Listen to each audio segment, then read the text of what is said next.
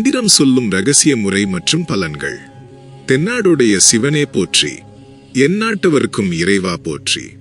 என் உயிருக்கும் மேலான சிவ சொந்தங்களே, உங்கள் அனைவருக்கும் என் பணிவான வணக்கங்கள். இன்று இந்த வீடியோவை நீங்கள் கிளிக் செய்திருக்கிறீர்கள் என்றால் அது எதேச்சையாக நடந்ததல்ல. இது அந்த சிவபெருமானின் ஆணை. என் பிள்ளைக்கு ஒரு வழிகாட்ட வேண்டும் என்று அவர் நினைத்து விட்டார். அதனால்தான் இந்த குரல் இப்போது உங்கள் காதுகளில் ஒலித்துக் கொண்டிருக்கிறது. நம்மில் பல பேர் வாழ்க்கையில் தோற்று போய் உட்கார்ந்திருக்கிறோம்.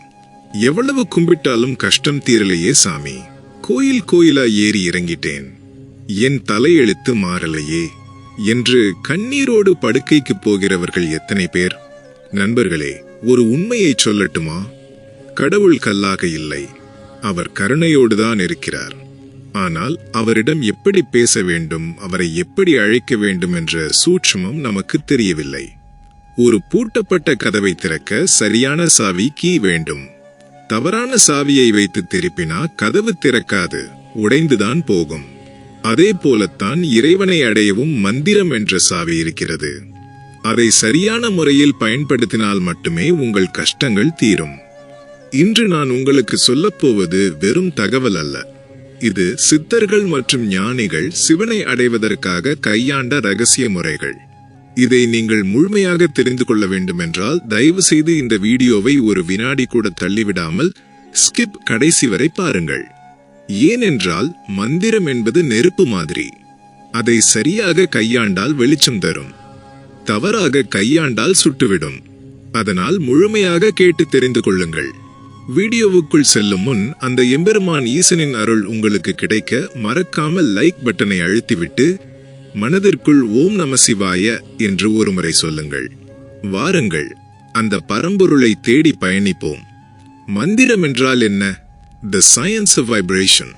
முதலில் மந்திரம் என்றால் என்ன என்று புரிந்து கொள்வோம். மன் என்றால் மனம், திரம் என்றால் காப்பது. மனதை காப்பது எதுவோ அதுவே மந்திரம். இன்றைய விஞ்ஞானம் என்ன சொல்கிறது தெரியுமா? Everything is vibration. அதாவது இந்த உலகம் முழுக்க அதிர்வலைகளால் ஆனது. உங்கள் உடல், நீங்கள் சுவாசிக்கும் காற்று, நீங்கள் குடிக்கும் தண்ணீர், எல்லாமே ஒரு அதிர்வுதான். சிவன் என்பவன் யார்? அவன்தான் இந்த பிரபஞ்சத்தின் ஆதி சத்தம். ஓம் என்ற ஒலி வடிவம் அவன். நீங்கள் எப்போதெல்லாம் மந்திரத்தை சரியான முறையில் உச்சரிக்கிறீர்களோ அப்போதெல்லாம் உங்கள் உடம்பில் இருக்கும் கெட்ட அதிர்வுகள், நெகட்டிவ் வைப்ரேஷன்ஸ் அழிந்து ஒரு தெய்வீக அதிர்வு உருவாகிறது. நிறைய பேர் சொல்வார்கள், நான் மனசுக்குள்ளேயே வேண்டிக்கிறேனே, வாயை திறந்து சொல்லணுமா என்று. நன்றாக கவனியுங்கள். மனதிற்குள் நினைப்பது பிரார்த்தனை, வாயால் உச்சரிப்பது மந்திரம். நீங்கள் சத்தமாகவோ அல்லது உதடு அசைத்தோ மந்திரத்தை சொல்லும்போது உங்கள் நாக்கு மேல் அன்னத்தை தொடும். அது உங்கள் மூளையில் இருக்கும் சில நரம்புகளை தூண்டிவிடும். அதுதான் உங்களுக்கு மன அமைதியையும் தெளிவையும் கொடுக்கிறது. சிவனுக்கு பிடித்தது அபிஷேகம் மட்டும் அல்ல, ஆத்மார்த்தமான மந்திர உச்சரிப்பு தான். சரி, அப்படி என்ன மந்திரத்தை சொல்ல வேண்டும், எப்படி சொல்ல வேண்டும்? நேரம் மற்றும் திசை, தி பிரிப்பரேஷன். மந்திரம் சொல்வதற்கு முன்பு நாம் நம்மை தயார்படுத்திக் கொள்ள வேண்டும். ஒரு முதலமைச்சர் அல்லது பிரதமரை பார்க்க போகிறோம் என்றால் நாம் எவ்வளவு சுத்தமாக, மரியாதையாக செல்கிறோம். அப்போ அகிலத்தையே ஆட்டிப்படைக்கும் அந்த ஈசனை சந்திக்க போகிறோம் என்றால் எவ்வளவு சுத்தமாக இருக்க வேண்டும். உகந்த நேரம், தி கோல்டன் டைம். எல்லா நேரமும் சிவனை வணங்கலாம். ஆனால் பலன்கள் 100 மடங்கு கிடைக்க வேண்டும் என்றால் நீங்கள் தேர்ந்தெடுக்க வேண்டிய நேரம் பிரம்ம முகூர்த்தம். அதாவது அதிகாலை 4 மணி முதல் 6 மணி வரை. ஏன் இந்த நேரம்? இந்த நேரத்தில்தான் பூமிக்கும் பிரபஞ்சத்துக்கும் இடையில் ஒரு ஆழமான தொடர்பு இருக்கும். ஓசோன் படலம் சுத்தமாக இருக்கும். சித்தர்களும் ரிஷிகளும் சூட்சும ரூபத்தில் சஞ்சரிக்கும் நேரம் இது. இந்த நேரத்தில் நீங்கள் வைக்கும் கோரிக்கை நேரடியா ஈசன் காதுக்கு போய் சேரும். டிராபிக் இல்லாத ரோடு மாதிரி உங்க பிரார்த்தனை ஜெட் வேகத்துல போகும். அப்படி இல்லையா? மாலை வேளையில் வரும் பிரதோஷ காலம் 4:30 முதல் 6 வரை. இது சிவனுக்கு மிகவும் உகந்த நேரம். திசை, டைரக்ஷன். நீங்கள் அமரும் திசை மிகவும் முக்கியம். எப்போதும் வடக்கு, நார்த் அல்லது கிழக்கு, ஈஸ்ட் திசையை பார்த்து அமருங்கள். வடக்கு குபேர திசை, ஞானத்தின் திசை. கிழக்கு சூரியன் உதிக்கும் திசை வெற்றியின் திசை. தயவு செய்து தெற்கு திசையை பார்த்து அமர்ந்து மந்திரம் சொல்லாதீர்கள். ஆசனம் பாஸ்டர், வெறுந்தரையில் உட்காரக்கூடாது. பூமியின் ஈர்ப்பு விசை உங்கள் சக்தியை இழுத்துவிடும். ஒரு கம்பளி விரிப்போ அல்லது துணியோ விரித்து அதன் மேல் சப்பளங்கால் இட்டு சுகாசன அமருங்கள். முதுகுத்தண்டு நேராக இருக்க வேண்டும். கழுத்து நிமிர்ந்து இருக்க வேண்டும். ஏனென்றால் மந்திரம் சொல்லும் போது எழும் சக்தி உங்கள் முதுகுத்தண்டு வழியாகத்தான் மேலே எழும்பும். குண்டலினி பஞ்சாட்சர மந்திரம், தி அல்டிமேட் கீ. இப்போது சிவனின் மிகச் சிறந்த மந்திரத்தை பார்ப்போம். வேதங்களே போற்றும் மந்திரம், யமனை எட்டி உதைக்கும் மந்திரம். ஓம் நம சிவாய. இது வெறும் வார்த்தை இல்லை, பஞ்ச பூதங்களின் கூட்டு. ந என்றால் நிலம், எர்த். மண் என்றால் நீர், வாட்டர். சி என்றால் நெருப்பு, ஃபயர். என்றால் காற்று, ஏர். ஏ என்றால் ஆகாயம், ஸ்பேஸ். இந்த 5 எழுத்தை சொல்லும் போது உங்கள் உடலில் இருக்கும் பஞ்ச பூதங்களும் சுத்திகரிக்கப்படுகின்றன.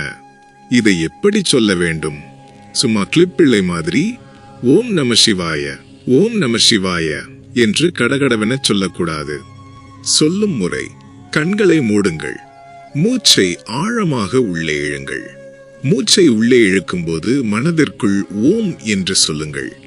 மூச்சை மெதுவாக வெளியே விடும்போது நமசிவாய என்று சொல்லுங்கள். ஒவ்வொரு வார்த்தைக்கும் இடையில் ஒரு இடைவெளி இருக்கட்டும். அந்த வார்த்தையின் அதிர்வை உணருங்கள். ஓம் நமசிவாய. இப்படி சொல்லும்போது உங்கள் மனம் ஒருநிலைப்படும், படபடப்பு குறையும், இரத்த அழுத்தம் சீராகும். எல்லாவற்றிற்கும் மேலாக உங்கள் ஆன்மா சிவனை நோக்கி பயணிக்க ஆரம்பிக்கும். மகா மிருத்யுஞ்சய மந்திரம் நோய்களை தீர்க்கும் மருந்து. அடுத்தது மரண பயத்தை போக்கும் மகா மிருத்யுஞ்சய மந்திரம். இன்று நிறைய பேர் உடல்நிலை சரியில்லாமல் கஷ்டப்படுகிறார்கள். டாக்டரே கைவிட்டுட்டாருன்னு சொல்ற நிலைமை. விபத்து பயம், அகால மரண பயம். இதற்கெல்லாம் ஒரே மருந்து இந்த மந்திரம்தான். இதை உருவாக்கியவர் சிறுவன் மார்க்கண்டேயன். யமன் பாச கயிற்றை வீசிய போது இந்த மந்திரத்தை சொல்லித்தான் மார்க்கண்டேயன் யமனை வென்றான். சிவன் லிங்கத்திலிருந்து வெடித்து கிளம்பி வந்து காப்பாற்றினார். மந்திரம்: ஓம் த்ரயம்பகம் யஜாமஹே சுகந்திம் புஷ்டி வர்த்தனம் உர்வாருகமிவ பந்தனான் முத்யோர் முக்ஷியம் அமிர்தாத். ஓம் த்ரயம்பகம் யஜாமஹே சுகந்திம் புஷ்டி வர்த்தனம் உர்வாருகமிவ பந்தனான் முத்யோர் முக்ஷியம் அமிர்தாத். இதன் அர்த்தம்: 3 கண்களை உடையவனே, நறுமணம் மிக்கவனே, உயிர்களை காப்பவனே.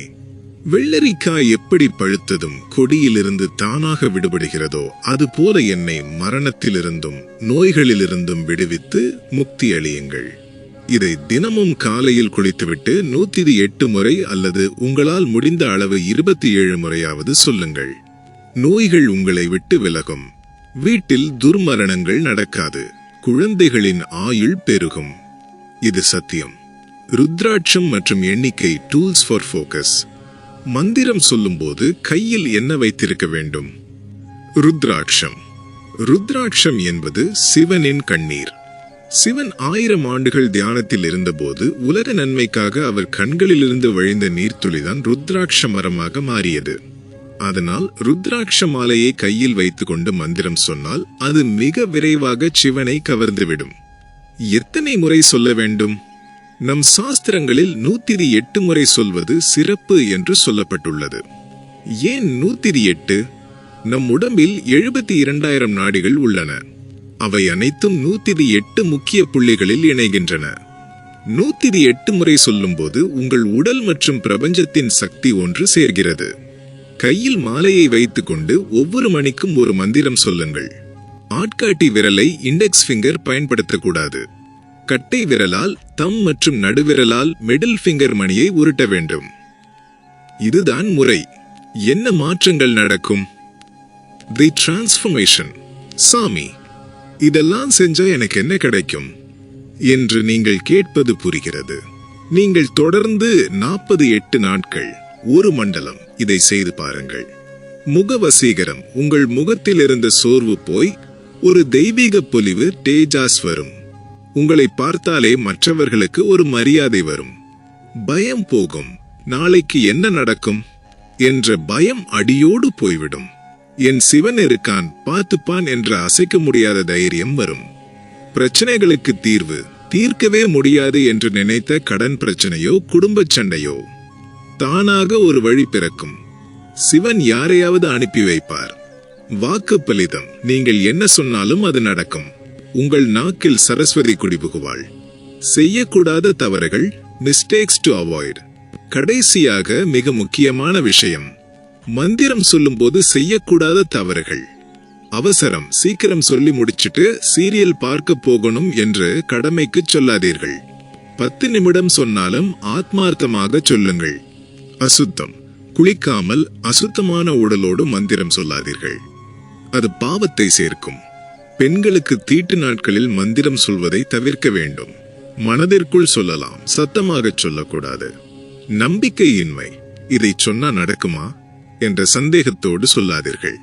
முழு நம்பிக்கையோடு சொல்லுங்கள். முடிவுரை.